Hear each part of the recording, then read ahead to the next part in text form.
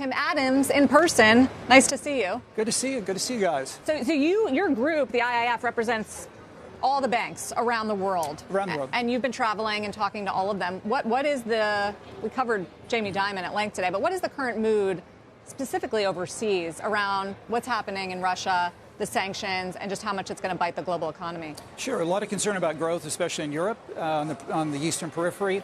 And then for those countries that are close to the crisis, the front, there's concerns about sanctions and what it means. I was just in Turkey, for example. They expect 4 million Russian tourists to show up in Turkey this summer. What does that mean? Will they come? Will they spend? Will they be allowed to spend?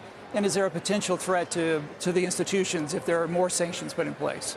So as a result of all of this, what are we seeing? You guys also do a good job tracking flows, money flows, out of emerging markets, going to certain places. How has the war changed all of it? Sure. For commodity producers, it's been great. If you're an energy producer or a food producer, you're doing well. If you're an importer of energy or commodities, you're suffering.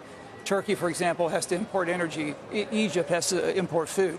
So it really is a function of where you are in the commodity production cycle. Where does it leave China?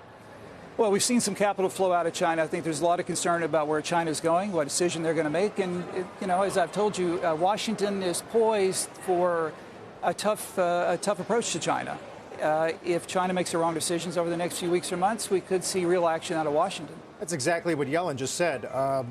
Beijing's reaction to the call for action against Russia may affect the world's willingness to embrace them further. Indeed. I mean, it's being characterized as a bit of a hard-edged speech in that financial diplomacy is not about flows, really, but where you are on the lines of war and peace. Right. And Janet's not known for being a hard edge. So when she speaks, I think she means it. And I think it's a message we saw to India earlier this week, to President Modi.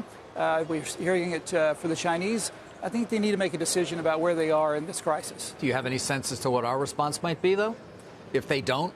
And, again, when she says, to Carl's point, no benign interpretation of Russia's invasion of Ukraine, and China says, and does nothing, what do we then do? Well, there's always secondary sanctions, which would have a huge impact on Chinese or Indian institutions. Also in Washington, there's a number of pieces of legislation sort of sitting on the sidelines waiting to be implemented, focused on China and other countries, which would impact capital flows. Yeah, but it would impact a lot of other things, too, wouldn't it? Huge collateral damage. Huge. That's why you don't want to do it unless you absolutely have to. But I think this is clear messaging that they're willing to ratchet up if they don't see the kind of action they want. And also on the food, the comments from Yellen on the potential food crisis, so to speak, and the vulnerabilities in the global food system. How real is that in your opinion? It's very real. I was just telling Sarah, I've been to eastern Ukraine. It's a breadbasket. It looks like Kansas. And once you start cordoning off 20 or 30% of the world's wheat or other kinds of barley or oat, you have real impact on prices. And it remains to be seen who's going to make up at the margin.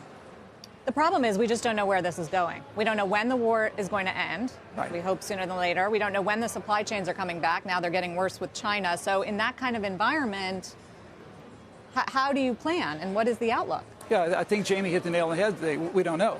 It's the known unknowns and the unknown unknowns. But we do know with higher inflation, historic levels, supply chain still stressed, China locked down, potentially hanging in the balance, and a war that in Europe that continues to go on in a protracted way. And we just saw President Putin today say he's not interested in peace.